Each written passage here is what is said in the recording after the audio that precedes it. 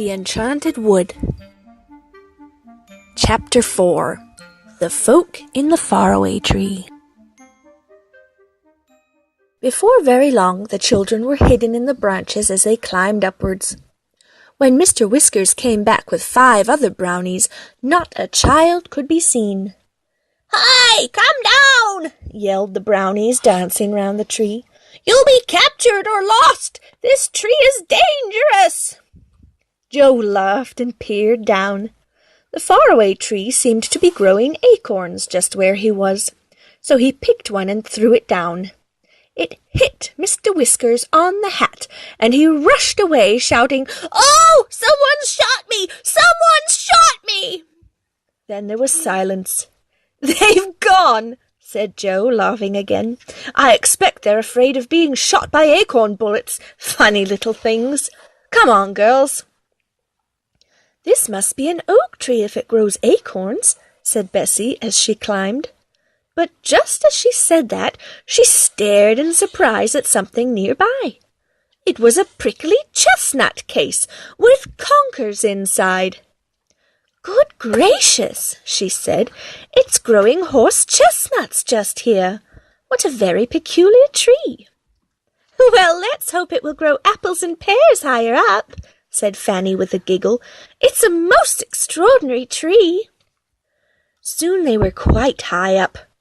When Joe parted the leaves and tried to see out of the tree, he was amazed to find that he was far higher than the tallest trees in the wood. He and the girls looked down on the top of all the other trees, which looked like a broad green carpet below. Joe was higher up than the girls. Suddenly he gave a shout. "I say, girls, come up here by me quickly. I've found something queer." Bessie and Fanny climbed quickly up. "Why, it's a window in the tree," said Bessie in astonishment. They all peered inside, and suddenly the window was flung open, and an angry little face looked out with a nightcap on. "Rude creatures!" shouted the angry little man, who looked like a pixie.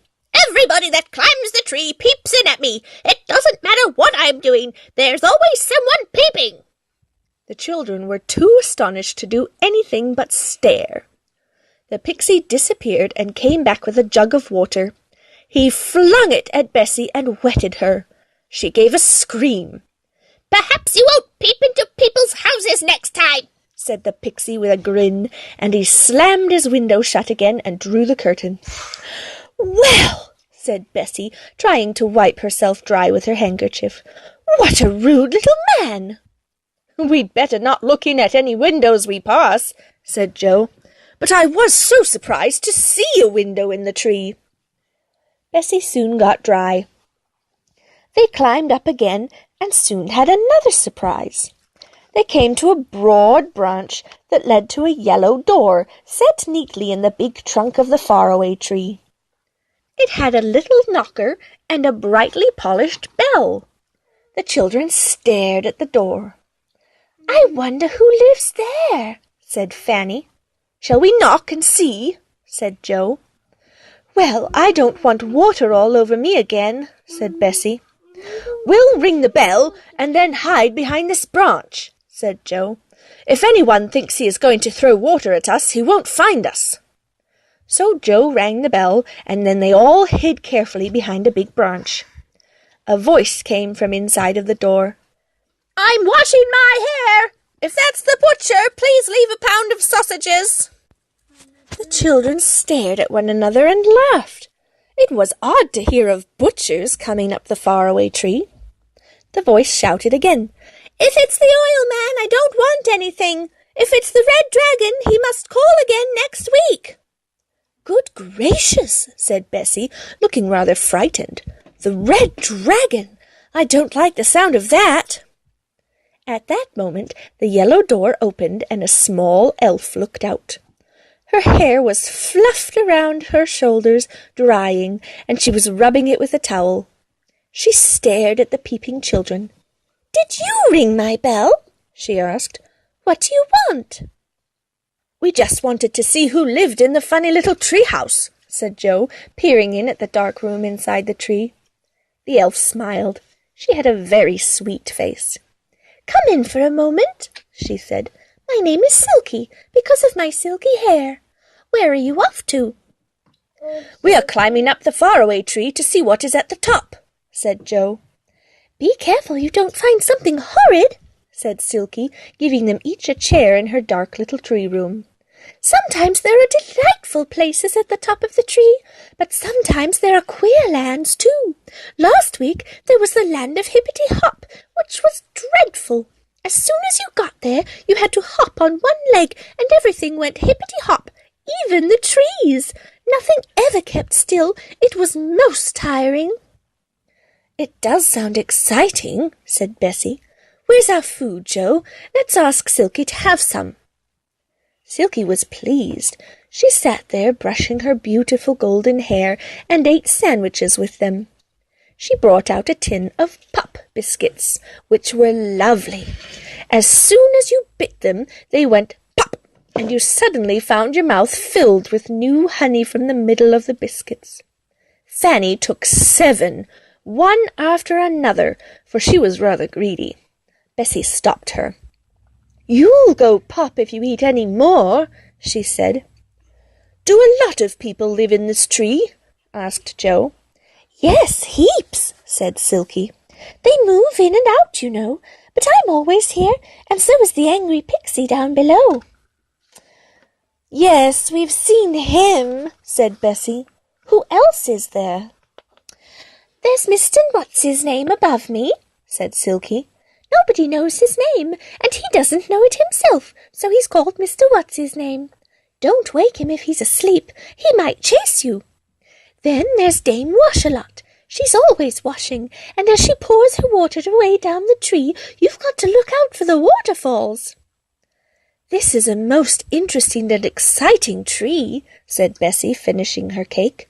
"Joe, I think we ought to go now, or we'll never get to the top. Goodbye, Silky. We'll come and see you again one day." "Do," said Silky. "I'd like to be friends." They all left the dear little round room in the tree and began to climb once more. Not long after they heard a peculiar noise. It sounded like an aeroplane throbbing and roaring. "But there can't be an aeroplane in this tree," said Joe. He peered all round, and then he saw what was making the noise. A funny old gnome sat in a deck chair on a broad branch, his mouth wide open, his eyes fast shut, snoring hard. "It's Mr. What's-his-name," said Bessie. "What a noise he makes! Mind we don't wake him." "Shall I put a cherry in his mouth and see what happens?" asked Joe, who was always ready for a bit of mischief.